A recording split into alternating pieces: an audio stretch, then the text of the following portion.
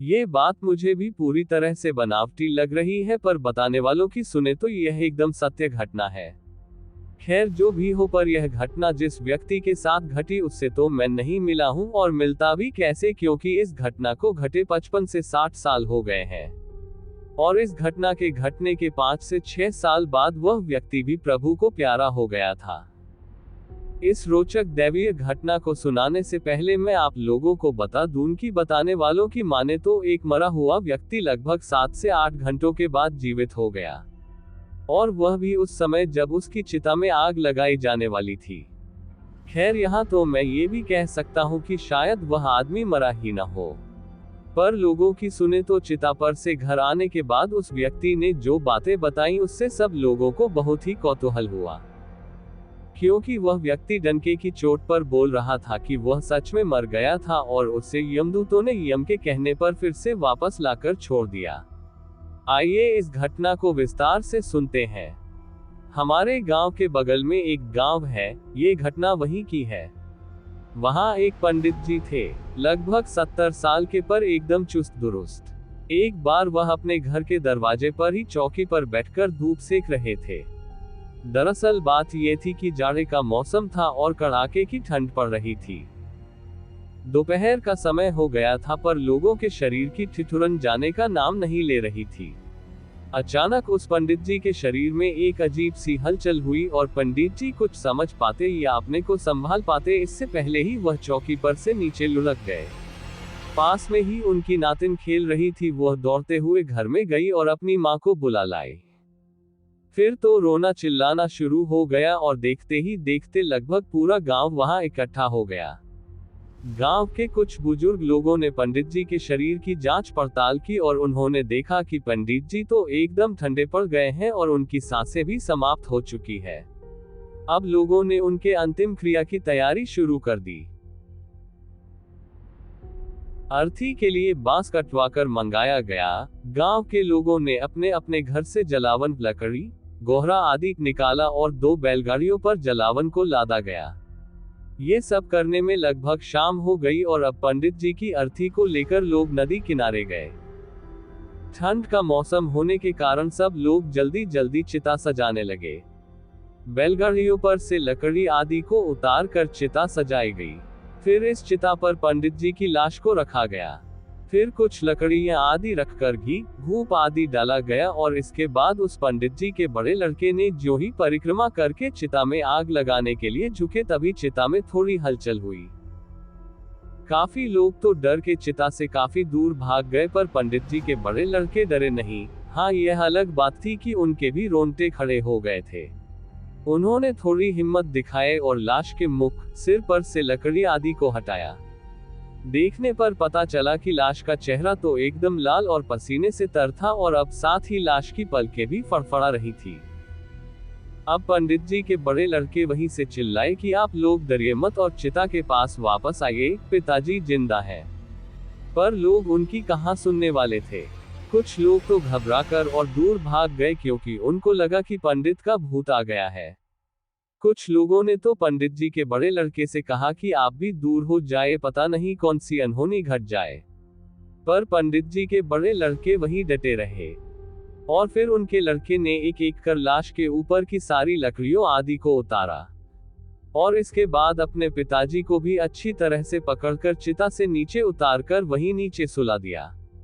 फिर दौड़कर जाकर नदी में से एक अंजलि पानी लाकर उनके मुंह में डाल दिया। अब धीरे धीरे लोगों का डर कुछ कम हो रहा था, और एक एक करके डरे सहमे हुए लोग फिर से चिता के पास इकट्ठा होने लगे। अब पंडित जी भी थोड़े सामान्य हो चुके थे। उन्होंने धीमी आवाज में अपने बड़े बेटे से कहा, हमें घर ले चलो। अब फिर से उस पंडित जी को बैलगाड़ी में सुलाकर घर लाया गया। फिर एक झोलाछाप डॉक्टर को बुलाकर ग्लूकोज की एक बोतल भी चढ़वाई गई। 2 से 3 दिन के बाद फिर से पंडित जी एकदम भले चंगे यानी पहले जैसे हो गए। ये बात अब तो पूरे जवार में फैल चुकी थी कि फला गांव के फला बाबा मरकर जिंदा हो गए। वे चिता पर से उठकर घर आए। रिश्तेदारों आदि के साथ ही बहुत सारे लोग भी दूर दूर से उस बाबा के पास आते थे और कौतूहल से उन्हें देखते थे। इस घटना के घटने के लगभग 8 से 10 दिन बाद कुछ लोग पंडित जी के दरवाजे पर बैठकर इसी घटना का जिक्र कर रहे थे। कोई कह रहा था कि बाबा मरे नहीं थे अपितु बेहोश थे और 7 से 8 घंटे बाद फिर वापस होश में आ गए, पर कुछ लोग मानने को तैयार ही नहीं थे। उनका कहना था कि उन लोगों ने खुद ही बाबा की जांच पड़ताल की थी और बाबा एकदम ठंडे और पीले हो गए थे। अभी उन लोगों की यह बात चल ही रही थी कि बाबा घर में से बाहर निकले और बोल पड़े कि वास्तव में वे मर गए थे। बाबा की यह बात कुछ लोगों को मजाक लगी, पर बाबा ने जोर देकर यह बात कही। फिर बाबा ने उस घटना का जिक्र कुछ इस प्रकार से किया। उस दिन चौकी पर बैठे बैठे अचानक पता नहीं क्यों मेरे साथ क्या हुआ कि मैं चौकी पर से नीचे गिर गया, और चौकी पर से नीचे गिरने के बाद मेरे साथ क्या हुआ यह मुझे पता नहीं चला। हाँ, पर कुछ समय बाद मुझे अचानक लगा कि मुझे कुछ लोग उठाए ले जा रहे हैं। वे लोग आपस में कुछ बात भी कर रहे थे, पर मेरी आंखें बंद थी। अब मैंने धीरे धीरे प्रयास करके अपनी आंखें खोली तो क्या देखता हूँ कि मैं 2 से 3 लोगों के साथ उड़ा जा रहा हूँ। हाँ, पर वे लोग कौन थे यह मुझे पता नहीं। वे लोग देखने में थोड़े अजीब लग रहे थे और उनका पहनावा भी थोड़ा अलग ही था। और हाँ, मुझे अब डर नहीं लग रहा था और ना ही मैं ये समझ रहा था कि मैं मर गया हूँ। मैं तो बस उन लोगों के साथ उड़ा जा रहा था। हाँ, यहाँ एक बात और स्पष्ट कर दूं कि मुझे लेकर जो 2 से 3 लोग जा रहे थे उनके चेहरे भी अब मुझे बहुत स्पष्ट नहीं हो रहे हैं। आगे बाबा ने बताया कि कुछ ही मिनटों में वे एक दरबार में हाजिर हुए। लगता था कि किसी राजा का दरबार है। बहुत सारे लोग बैठे हुए थे। वहां एक लंबा टीकाधारी भी बैठा हुआ था। उसके हाथ में कोई पोथी थी। अब क्या, मुझे देखते ही वह टीकाधारी राजगद्दी पर बैठे एक बहुत ही विशालकाय व्यक्ति से कुछ बोला। इसके बाद उस विशालकाय व्यक्ति और उस टीकाधारी में 2 से 3 मिनट तक कुछ बातें हुई। फिर कुछ और लोगों को बुलाया गया और उन्हें मेरे साथ भेज दिया गया। अब क्या, फिर से मुझे लेकर वे लोग दरबार से बाहर निकले। हाँ, इस दौरान मैंने एक जो विशेष बात देखी वह ये थी कि उस राज दरबार में जितने भी लोग दिखे उन सबका एक आकार तो था, पर वे हवा जैसे लग रहे थे। मतलब हाड़ मांस के नहीं अपितु हवा आदि से बने हुए। अब मुझे लेकर ये लगभग 8 से 10 लोग जल्दी जल्दी एक दिशा की ओर बढ़ने लगे। मुझे कुछ समझ में नहीं आ रहा था और ना ही मैं बोल पा रहा था, पर हाँ, मैं इन लोगों के साथ उड़ा जा रहा था। धीरे धीरे ये लोग अलग अलग दिशाओं में बंटने लगे और अब मेरे साथ केवल एक ही आदमी था और वह मुझे लेकर पहले घर पर आया और बहुत परेशान दिखने लगा। तभी क्या हुआ कि उसके जैसा दिखने वाला ही एक दूसरा आदमी वहां प्रकट हुआ और मुझे लेकर चिता के पास आया। हाँ, चिता के पास आने तक तो मुझे सब याद था, पर उसके बाद क्या हुआ मुझे पता नहीं। और बाद में मैं जाग पड़ा और मुझे अजीब लगा कि मुझे यहाँ क्यों लाया गया है। बाबा ने आगे कहा कि उन्हें लगा कि उस राजदरबार में वह टीकाधारी उस विशालकाय व्यक्ति से कह रहा है कि इसे क्यों लाया गया, किसी और को लाना था।